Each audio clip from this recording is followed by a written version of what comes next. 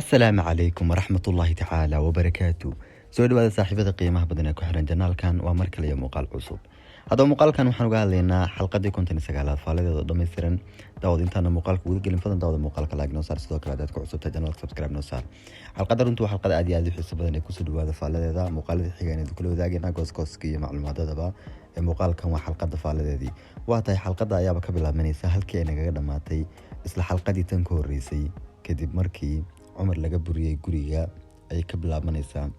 Umar runtii xaaladdu aad ay ugu xuntaa isagii walaalihiisa way soo baxayaan waxayna isweydiinayaan meel ay tagaan isla markaana wadada ay iska fadhiisanayaan. Umar ayaa halkaas ku ooyi doona isla markaana asi ay dajinaysa waxayna go'aansanayaan ugu dambeyn inay la hadlaan adeerkooda si ay caawimaad u weydiistaan. Haddaba adeerkooda wuxuu u sheegayaa inuu u imanayo u sheegayaa waa uu soo socdaa. halka muuqaalka xigaan arkayna Umar in uusan wax lacaga uusan soo qaadan gurigana wax waliba kaga imaaday haddana uusan wax lacag wadin. haddaba sidoo kale waxaan arkaynaa Axmed Ilmaas iyo sidoo kale Shiwaali Ilmaas oo ah xaaskiisa oo wada hadlaya sidoo kale waxay la hadlayaan ninkii Ismaaciil ahaa waxayna ka warsanayaan carruurtan say meesha ku yimaadeen. haddaba Axmed Ismaaciil ayaa dhahaya carruurta meesha waxa keenay hooyadaada Seefgi ayaa keentay waxayna u keentay agtooda ay farxad ku haysatay sidoo kale mar ay caawiyeen ay ahayd sida daraadeeda hooyadaada ay halka keentay isla markaana wuxuu dhahayaa hadda hooyadeeda aaway Ismaaciil wuxuu dhahayaa hooyadaada xanuun ayaa hayay xanuunkaas ayana la maqantay oo dalka dibadiisa loo geeyay isla markaana wuxuu dhahayaa xanuunkaas markii uu hayo dhakhtarku sheegay maxaad iigu soo sheegi weyday aniga maxaad iigu soo sheegi weyday Ismaaciil wuxuu dhahayaa hooyadaada maysan rabin in adiga lagu sheego. markaas ka bacdi Ismaaciil wuxuu dhahayaa waayahay carruurtaas mar dambe halka ma imanayaan laakiin hooyadaada agtooda farxad ay ku haysatay. halkaasna waxaan uga jeednay Ismaaciil in uu odaygan ku leeyahay waxa sameeyay qaad waaye isla markaana Shiwaali ayaa dhahaysa yacni xagaaga dambe hadalka sheegaya micnaha uu kula murmayay Axmed Ilmaas intuu dhaqaaqo ka daba baxay dhahayaa waa la soo xisaabtamaya iska rafaniga wax soo faansiinaya. Ismaaciil waxaan filayaa inuu kaliya yahay shaqaale guriga ka shaqeeyo kaliya yahay. dhanka kale odaygii Orhaan aha wuxuu imanayaa Umar iyo wuxuu imanayaa carruurtii wuxuuna geenayaa gurigii sidoo kale qoftii lagu magacaabay Goonle soo dhaweynaysa waxayna baraysaa gabadheeda Cafra. Umar iyo Asiyan arrinkaas la yaab doonana ma Cafra inay Goonul dhashay aad ay inooga naxayaan waxayna ku dhahayaan guriga waa gurigeena ee soo dhawaada waxbana ha ka cabsanina ee guriga waa gurigeena oo kale. muuqaalka xiga waxaan arkaynaa Shanguul iyo carruurteedii oo si fiican isooga quraacanaya. halka muuqaalka xigana arkayno ninka Umar lagu magacaabayo Caakif la hadlaya. Caakifna meel banaan oo garoon ayaan filayaa garoon yacni meesha bedel lagu ciyaaro waaye ama balooniga meesha lagu ciyaaro meeshaas waaye ayuu teen dheer ka dhistay oo carruur ayaa dhibaysa oo teendhadii ka duminaysay kadib markii kubadda ku soo tuureen. arrinkaas ayuu asaguna aad uga xanaaqaya. muuqaalka xigana waxaan arkaynaa qoftii faasuudahayd oo quraac u diyaarinaysa Axmed Ilmaas iyo xaaskiisa. Axmed Ilmaas wuxuu weydiinayaa saacadihii isla markaa iyadana waxay u sheegaysaa in saacadahaas uu Umar qaaday. Axmed Ilmaasna arrinkaasi ayuu aad uga xanaaqayaa.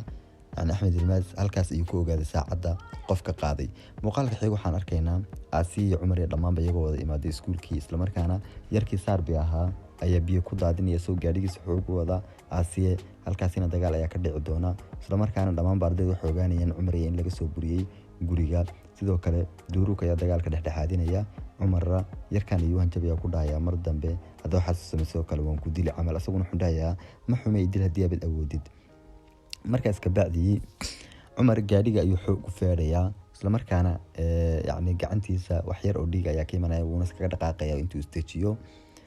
haddaba sidoo kale waxa haddana is qabsan doona Duruuk iyo yarkii Saarbi lagu magacaabayay ayaa is qabsan doona isla markaana Duruuk ayaa u digaya wala dagaalkooda wax muhiim ah saas ma si ahayn. muuqaalkuna nagu dheeraada ma doonayay madama faalo guud ayaan uga hadlayno muuqaalada xiga hadii aad fahmin intaas ama xiisaynaysin dhanka commentiga ku leeyahay si aan muuqaalada xiga uga soo faaloono. dhanka kale qoftii leelahayd waxay daba socotaa Umar maadaama uu arkaysay in Umar gacmihiisa uu dhiig ka socday ama yacni gacmihiisa uu dhaawac soo gaadhay waxay daba socotaa Umar isla markaana way daba galaysaa Umar. sidoo kale Axmed Ilmaas iyo Suusan ayaa kulmaya muusiqiir ayaa halkaas lagu tuuraya ugu dambeeyay wuxuu ku dhacayaa Suusan iyo waran soo adiga ma iyaduna waxay dhahaysaa Axmed ma adigiiba xaaladaada warkaa keen kabacdi wuxuu dhahayaa 20 sano ma wada kulmaan iyaduna waxa ku dhahaysaa 20 sano ma 19 sano calaacal ayay halkaa ka bilaabaysaa qoftii Susan ahayd. Isla markaana wuxuu ku dhahayaa runtii quruxdaadu maysan isbedelinba, waa sidii un oo aniga unba isbedelo bidaar iyo balaayo iga soo baxdo timihii iga guureen. Markaas ka bacdi wuxuu ku dhahayaa waa yahay qof ayaan hadda la kulmayaaye bal ka hor haddaan dibadda u wada baxno caadi u wada sheekaysano xaaladaha iska wareysano. Aadna waxay dhahaysaa waa saxdii waan ogolahay waan joogaa. Isla markaana Axmed Yilmaz Caakif oo xilligaas la joogay ayuu u tagayaa. sidoo kale Susan oo meeshii taagan ayaa waxa uu iman doonaya Ismaaciil yarkii lagu magacaabayay wax walbana waa u waramayaa. wuxuu ku dhahayaa yacni Cumar guriga waa laga soo buriyay sidoo kale gurigaas waxa siiya ay ahayd Safegi. Susan waxay dhahaysaa Safegi weli ma nooshahay. Ismaaciil wuxuu dhahayaa hawa nooshahay. Susan waxay dhahaysaa maxaa qaldan aniga seen u dareemi waayay inay Safegi nooshahay. Cumar qofka guriga saa u wansiiyana ay Safegi tahay. ay Susan soo istaagaysaaba oo Susan adduunka warka ma haynino hadda koor waati wadaadii Safegi ahayd ka dhuumaneysay islaanta Susan lagu magacaabo hadees arki lahaayeen Cumar xulib uu ogaan lahaa ayay ahayd. dhanka kale ninkii beerkii lagu magacaabayay IBK ayuu rabaa inuu la hadlo isla markaana IBK ayaa u soo baxaysaa waxayna ku dhahaysaa haddii aad rabtiin aan heshiino waa in aad si raali gelisaa. isla markaana wuxuu dhahayaa adiga yacni ilaa ay hadda safka doorukeed ka soo jeedaa ama dooruka dhankiisa ay taagantaa yacni aniga Asiya saaxiibnimada adiga ayaan saaxiibana Asiya maxaa kaaga raali gelinteeda. isla markaa waxay dhahaysaa Asiya wayna adeertay ima in aad raali geliso sidaan hore ku soo laabano ima in aad xadkaaga ku ekaatid oo dhakhtar ku geeno si aad u soo laabatid caadina aad u noqotid. weli halka waxaan ka dareemanaa beerkii IBK inay mushkiladii weli dhex taalo dagaalkiina u dhex yaalo. dhanka kale ninka Cumar ahaa oo aad u fikiray aad u xanaaqsan qoftii leeyahay oo iman wuxuu ku dhahayaa maxaad rabtaa waayay maxaad ii daba taagan tahay. ayaduna waxay ku dhahaysaa gacantaada u dhaawac soo gaaray waxaan rabay inaan maradan ku siiyo. asaguna uu ka aqbalayaa oo maradii waa u qaadanayaa gacantiisa ayuu sidoo kale marada ku duubanayaa. muuqaalka xigana waxaa dibna loogu soo celinayaa kaamirada Ismaaciil iyo Susan wada hadlaya. isla markaana Ismaaciil wuxuu ku dhahayaa Axmed Yilmaz wuxuu dhalay 2 caruur. Susan waxay dhahaysaa haawan ogaad wax yar ka hor ayuu sheegay. markaas ka bacdi Susan waxay weydiinaysaa caruurta daadooda. markaas ka bacdina Ismaaciil wuxuu dhahayaa Yasmin waxay ka yartahay Cumar Sarbi iyo Cumarra way isleeyihiin. Susan waxay ku dhahaysaa Sarbi iyo Cumar say isleeyihiin. Ismaaciil wuxuu ku dhahayaa markii uu hadda ka hor adig ka tagay uurkaad Cumar lahayd isagu muusan ogeyn in Cumar uur u leedahay. isla markaana waxa islaan kale ay uur lahayd oo Shiwaal lagu magacaabo. isla markiina wadanka way ka tageen sidaas ay isku guursadeen Shiwaal iyo Axmed Yilmaz. wayna la yaabaysaa waxay dhahaysaa waaba arrin kale yacni halka waxa nooga cad waagii yaryaraayeen xitaa in ay iskhiyaamayeen.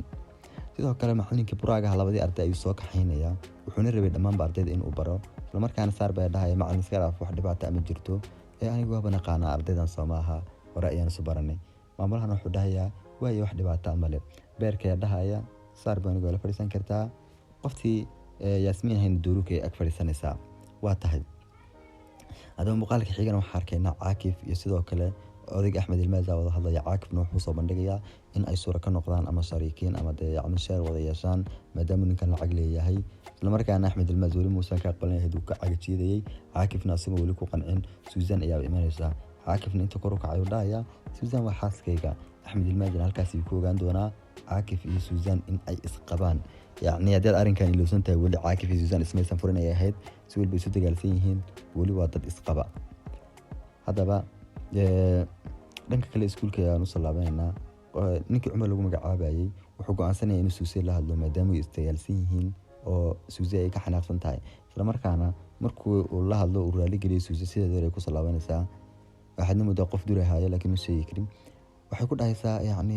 gacanta maxaa kaaga dhacay. markaas ka bacdi wuxuu dhahayaa xogaa dhaawac iga soo gaaray. ayaduna waxay weydiinaysaa maradan halku ka keenay maradan ayaa ku dhiibay ay ku dhahaysaa. asaguna wuxuu dhahayaa dhanka cafeteria ayuu qof ii dhiibay qofkaan ma xasuusti.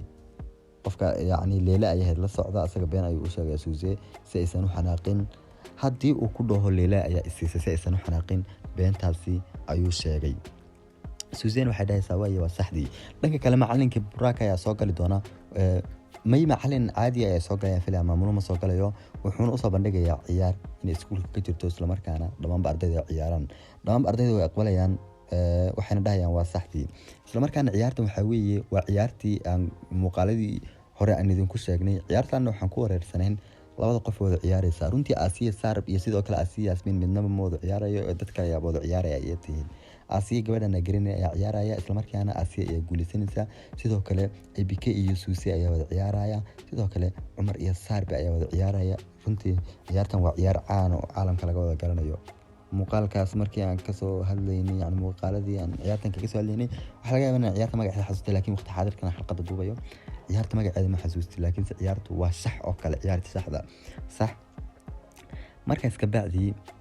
Tolga sidoo kale walaashiisa wada ciyaaraya Tolga wuxuu ka badinaya walaashiisa Leila ayuu ka badinaya sidoo kale Yasmiina gabadhi kale la ciyaaraysa ay ka badinaysa isla markaana Leila soo socod waxay soo dul istaagaysaa Cumar markaasna Suusi waxay ku mashquulaysaa Leila in Cumar dul taagantaho way wax walba iloobaysaa ABK intaas ka faa'iideysanaysaa way ka badin doontaa oo ABK ayaa badin doonta sidoo kale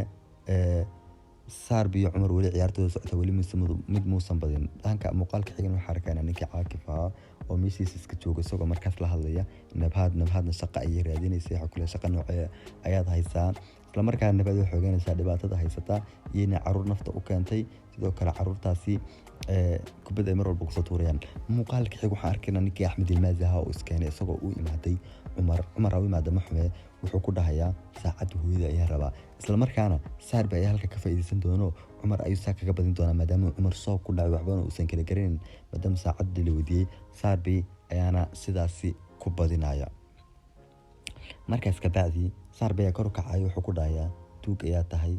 guryaha u dhaca yani ereygan waa xalay muhiim habeen hore aan filayay inaan ku mashquulsan waa ereygan goos ku aragnay ahayd yani ereyga marka hadda caadi aan u fahmay ereyga wuxuu ka wadaa micnaha yani kuwan guryaha u dhaca ma aragteen tuug xaafadeed iyo tuugan rasmiga yuu ka wadaa yani ereygan marka hore waxaan islayn kufsi waxaan ka sheekeynayaan moodeyni isla markaana Cumar oo xanaaqsan ayaa galaas kamid ah galaasyada soo galaya isla markaana Leila ayaa Cumar sax ku dhasama caafimaad qabtaa markaas ka bacdi Cumar oo xanaaqsan wuxuu dhahayaa maxaad ii soo dabaracaysaa adi maxaa kaa galay naftaad ii keentee markaas ka bacdi wuxuu ku dhasaa anigu adiga dartaada maan iman waan iska socdoone sidoo kale waan yaabay qaabkaad u socotay qaabka u ordaysay maxaan sameeyaa يعني maxaa kugu dhacay markaas ka bacdi uu dhahayaa yani maxaa kaaga wax caawimaada marrabi Leila haddaan kuu sheego mushkiladda haysta maad iga tagay ama maad iska kiidayn markaas ka bacdi mushkiladda ayuu u sheegayaa yani saacadda ayuu uga sheekeynayaa isla markaana wuxuu ku dhahayaa saacad waa 500,000 aaduna waxay dhahaysaa waa yahay waan ku caawinaya ayuu ku dhahaysaa Cumar isagoo xanaaqsan iyo iskaga imanaya iskuulka wuxuu imanayaa Caakif ku dhahayaa saacad si uu dhaqsiya badan ku soo celi Caakif wuxuu dhahayaa sidan uu dhaqsiya badan saacad kuma soo celin waqti ay qaadanaysaa sidoo kale saacad wan iibin lacagti ma soo celin karo halkii ayuu baclaa laga galayaa isla markaana qoftii lagu magacaabayay Goonuul sidoo kale Xilmiye ma ahayd Xilmiye ayaa filayay inay tahay saxa iyo Xilmiye oo maqaayada ka wada shaqeynaya maadaama Xilmiye la shaqeyso qoftan Goonuul waxay moodaysaa Xilmiye inay iyada taasuus tahay Goonuul waxay moodaysaa Xilmiye inay taasuus tahay yani labadooda boris kama hayaan Xilmiye labadooda ay kala dhaxaysaa taan war baa soo qaada tan war baa soo qaada laakiin runta waxay tahay Xilmiye inay Goonuul la jirto haddaba wax qoftii lagu magacaabayay Goonuul ay waxa soo qaadaysaa Goonuul ee flagaadinaysa laakiin asi way difaacaysaa Goonuul isla markaana Xilmiye ku dhaasay wax fiican ay sameysay qofta hadalkeed ku joojisay ilaa iyo hadda eedada yani waa difaacaysaa ama adeerka xaaskiisa way difaacaysaa Xilmiyena warkaas waxa uu sheegi doontaa qoftiisa Goonuul ahayd muuqaalka xig waxaan arkaynaa Cumar inuu ka shaqeyn doono ninkii hadda goor dilay ee lagu magacaabayay Riza ayuu la shaqeynayaa isla markaana nadiifiye ayuu ka noqonayaa ilaa maqaayada waxaana laga yaabaa in dhibaatooyin badan u geysan doono laakiin sida lama hubo okay ka soco haddaba muuqaalka xig waxaan arkaynaa qoftii Leila lagu magacaabay oo furaysa khasnada aabaha isla markaana waxay rabtaa in lacag ka xado Tolga si dawlad ku soo galay wuxuu ku dhahayaa qolkan maxaad ka qabanaysaa aabaha iskale mar dhow buu dhihi qolkan maxaad ka qabanayseen waa cali qolkan si uu qasay iskaga soo bax aaduna waxa dhahaysaa si la siirayaan rabeyna khaanada aaba ku celiyo wax dhibaato ma jirto qolkan iskaga soo baxaya isla markiina qolka way iskaga soo baxaysaa oo sida uu qasay iskaga soo baxaysaa dhan kale waxa arkaynaa muuqaalka xiga Cumar iyo Asiya oo wada socda isla markaana gurigooda wada socda wayna si wada sheekaysanayaan arrimo saacad ay ku sheekaysanayaan sidoo kale walaasoo diyaarada banaan ku sugaysay isla markaana iyagoo albaabka taagan wax walba maqlayaan Goonuul oo dhibsatay caruurtan oo dhawaaqaysa gabadheeduna ku leeyahay sida xumeynaysa ma Cumar iyo waxay go'aansanayaan iyaguna in ay Goonuul dhan iskaga tagaan waqti xaadirkaasi oo meeshan bas kaga tagaan Cumar ayaa ku dhahaya aniga waan iskaga tagaynaa meeshan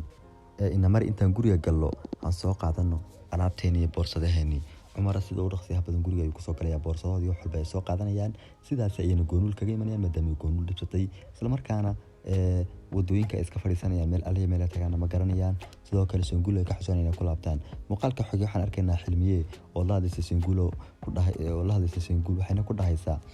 Sangul maanta wax weyn ayaa dhacay asi way ku difaacday qoftii maanta waxaan u baynaa carruurta guriga ka soo burin isla markiina uu gaanaya u sheegay wuxuu dhahayaa waa laga soo buriyo guriga meel seexdana ma jiraan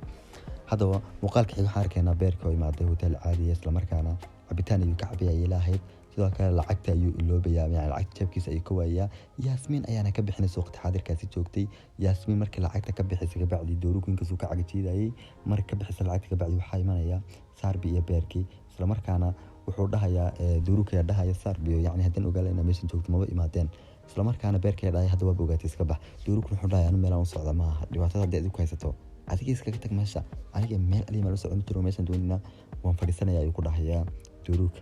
markaana dooruki lama inuu ka fikiri doono beerka intaan ka bacdi waa una iska cini doona ama iska difaaci doona laakiin se dooruku wuxuu go'aansanaya ugu dambeyntii meesha iskaga tago qoftii Sanguleed naxariista ku dhacayso waxay u imanaysaa Cumar iyo Aasiye isla markaana waxay ku dhahaysaa iga raali noqdo gurigeena ka buriyaysa haddana waxaan diyaarinayaa dib u laabatiin ee gurigeeni ina Mariya isla markaana way soo kaxaynayaan sidoo kale way caweysimayaan daaradoodii yareed caanka ku hayn caweysimayaan odayga orhaanaya imanaya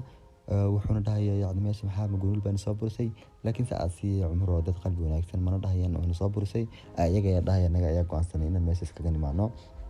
Aasiya Cumar waxay markale ku soo laabteen mooradii ama xiradii caanka ahayd ay ku soo laabteen hadda koorba halqadii labaad meesha galeen meesha ay ku soo laabteen ay tahay oo markale ku noolaanayaan haddaba muuqaalka waxaan arkaynaa Cumar iyo Aasiya isku diyaarinaya sidoo kale iskuulkoodii wax lacag saasana ma haystaan maadaama hadda uu shaqo ay bilaabeen yani sidii caadada ahaydba koob saaxiyo jajabkii burka ahaa ama roodhiga ahaa ayay kala qaadanayaan oo sidaas ay ku quraacanayaan ayay tahay haddaba muuqaalka xig waxaan arkaynaa qoftii Shiwaal ahayd oo isla markaana dhammaanba islaamaha kulminaysa sida islaamaadkina waxay kala yihiin Ayla Nabhad Sangul sidoo kale Goonul yani islaamaha dhammaanba ardayda ay dhigtaan atamaan college ay kulminaysa waxaan dhahayaa balka warama hadii aan isbarano halkaasna waxaan ku ogaanaynaa Shiwaal iyo Ayla inay markale saaxiibaya yani muuqaalada hore aan ku soo sheegnay macluumaadada horeba muuqaalka xigana waxaan arkaynaa qoftii Leelaahay timaad iskuulka waxaan rabtaa in Cumar la soo waxa ku dhashay Cumar inaan kula la rabaa kaale class kan soo kale class ay soo galayaan albaabkii xiranaya isla markaana waxay ku dhahaysaa kaale qaado lacagtan oo Cumaro asaguna wuxuu dhahayaa ma waalid halkeed ka keentay yani halkeed ka keentay wuxuu dhahaysaa aabayinka keenay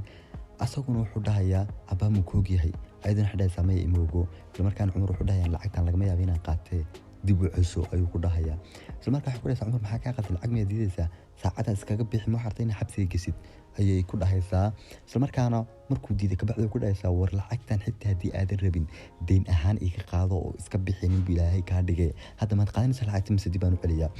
yani kaamirada dhanba waa laga jeedinaya halkaan waxaan ku ogaanaynaa Cumar lacagtii qaatay haddaba dhanka kale khilaaf ayaa ka jira islaamaha sidoo kale Goonul iyo waxay siraysan doona ugu horeyntii Sangul marka dambana waxay siraysan doona Ayla iyo Nabhad muuqaalka ayaan ugu dheeraanaya muranka islaamaha sidan muuqaal ayaan faalada uga hadalno waa dhibkeeda muuqaalada xiga rajaynaya iyadana in arrinkaas labiya halka dhaho waayo muuqaalka xiga waxaan arkaynaa sidoo kale ninkii Cumar ahaa oo lacagtiisa u keenay ninkii lagu magacaabay Axmed Ilmaas kuna dhahayo lacagtii waatan ama saacadii lacagtan ayay ahaydahoo Axmed Ilmaas wuxuu dhahayaa wax dhibaato uma arki waa saxdii يعني وان أقبلي أو وان قاتل ودايا ساعد نكون ملهي هذا Nabhad iyo Ayla markay isku dhacaan ka bacdi way kala tagayaan halkaas ay ku kala tagayaan Nabhad ma ogolanaysa inay sii fadhido waxayna ku dhaysaa Shiwaal mar kale asbalayna meeshan hadan sii joogo mushkilad kale iyo dhibaato kale ayaa sii dhacaysa Nabhad waxay go'aansanaysaa inay iskaga baxdo sidoo kale Nabhad markay sii baxayso waxay isku dhacayaan Susan meesha ka shaqeynayay Susan ayay ku dhaysaa iga raali noqo Susan saad Axmed nisma habeenkaas waa rabay inuu wax walba ku sheego laakiin saacad ka afkay qabtay in xabsiga samaan doonin habeenkaas hadaba waa habeenkii rasuul Oscar oo dhinta aan beerkii abiisa waxa la astaan magac kale uga yeedhan ninkaas waa tahay hadaba marka ugu dambeyntii Susan ayaa ku dhahaysa Nabhad Ayla mar walba sanay ku dhibi doontaa meeshan isku iman ayaduna waxay dhahaysaa waan iman meeshan hadaan iyadu rabin ayadu insan iman ugu dambeyntii Nabhad waxay go'aansanaysaa meeshan dhanba maqaayadanba in ay iibsato gabi ahaanteeda bay go'aansanaysaa ma meel lacag ka keeni doonto inay gurigeeda soo iibin halkan ku iibsan mooyeen aan ma gashay kari waqti xadarka lacag meel ka keeni doonto qoftaasi waa tahay muuqaalka xiga waxaan arkaynaa toolga iyo sidoo kale waxa uu ciyaarayay qofkii iyo beerka aan filaya toolga iyo beerka uu ciyaarayay toolga ayaana ka badinay isla markaana cumar wuxuu u celinayaa maradii uu gacantiisa kaga xiray ayuu u celinayaa gabadhii lagu magacaabayay Leila. isla markaan Leila maradii intii soo saartay ay ku xiranaysaa timaheeda. Susan halkaas ku arkaysaa way yaabaysaa cumar muxuu beenta igu sheegay ayay isweydiinaysaa.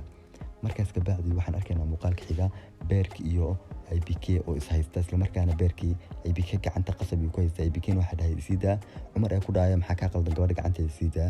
markaas ka bacdi beerka dhahaya han soo dhaxgalin waan ku soo dhaxgalay u dhahaya wax qasab hal ku yaala gabadha ma adeerbaan oo kale ayuu u hadlayaa camal. isla markaana IBK waxa dhahaysaa beerki ilaa hadda kuma garan aniga. markaas ka bacdi Susan ay waxa dhahaysaa meesha maxaa ka dhacaya. cumar wuxuu dhahayaa ani beerki IBK waxa xogaa sir dagaal rabin arrinka inaan xalino. isla markaana beerki iyo ninkan lagu magacaabo cumar dagaalku uu sii weynaanayo. beerki intuu xanaaq u dhahaya aniga sidaad u kale ma ihi adigoo jacayl ay naa kale la cashaynayso oo meelaha kula wareegaysay habeenkii u dambeeyay Soomada Leila ee xeebta ku soo cashayn. isla markaana wuxuu dhahayaa arrinkaas in kaaga taaganayso run ma. markaas ka bacdi cumar intuu wuxuu dhahayaa ha waa run. Susan way xanaaqdo taxkuraysan xaaladda ku dhacdo way iskaga tagaysaa. dagaalkooduna waa u sii xoogtay Susan iyo cumar.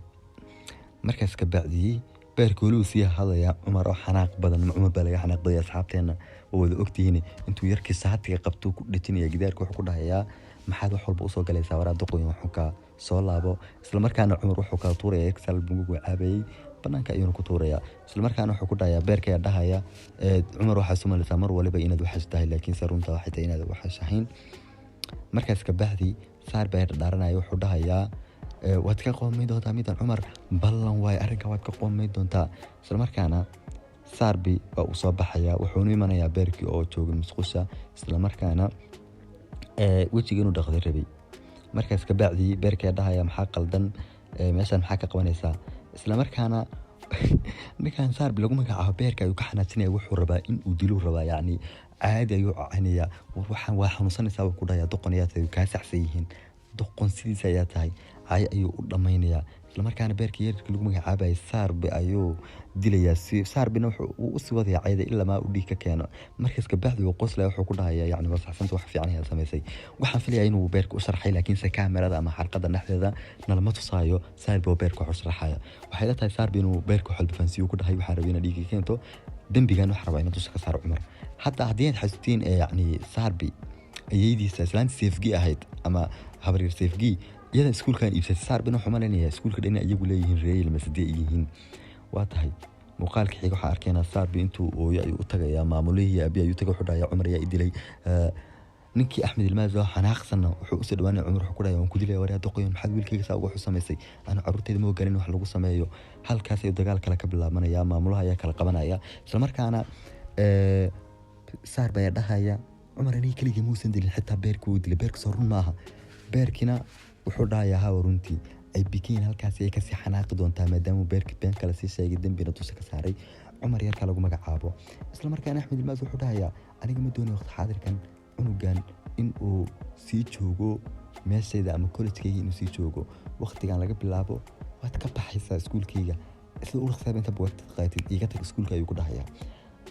qoftii safegi ahayd oo soo labisato sida caalamku soo labisatay safegooda garanaysiin dawaa cumar ayeedii ayaa waxaa dhahaysaa lagama yaabo midaas in ay dhacdo ayaa dhahaysaa. isla markaana muuqaalkii waxaan arkaynaa beerkii oo la hadlaya walaashiisa oo kule halkaas soo socotaa kumee xagee iyaduna waxay dhahaysaa banaanka ayaan wuxuu doonaa imanaya. isla markaana waxaa iman doona toolga aabihiisa wuxuuna ku dhahayaa yaa furay qolkayga oo lacagta kala baxay. markaas ka bacdi wuxuu ku dhahayaa la hadal dad lacagta la bixin yaa la baxay. toolgaan wuxuu dhahayaa lacagta lama bixin wuxuuna soo xusanay walaashii markii ay lahayd qasnada aabay wax ku celinaya oo qasnada aabay furaysay. toolgaan dambiga doos ka saar wuxuu dhahayaa aniga ayaa qaatay aniga lacagta qaatay arrinayaan ku xalinayay. markaas ka bacdina toolgaa biintu xanaaqa ayuu dharbaaxaya uu ku dhahayaa maxaa sameysay reedo qon lacagteeda ma soo celin ma idili buu ku dhahay maxaad feer lahaa haysataa taanintee ma idili kartaa ma nin baa tahay ku dhahayaa lacagteeda ii keen.